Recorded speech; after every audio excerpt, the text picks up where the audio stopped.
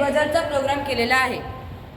येथे आम्ही ground pin, बझरची ground pin व ऑर्डिनोची ग्राउंड पिन एक केलेली आहे व बझरची डेटा पिन, ऑर्डिनोची डेटा पिन एक केलेली आहे।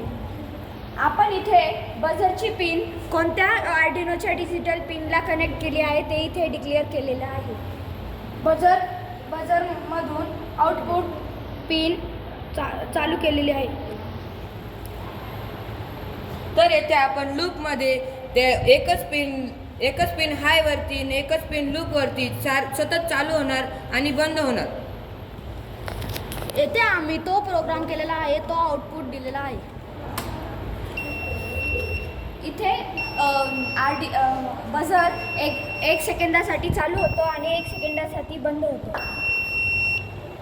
Thank you all of you.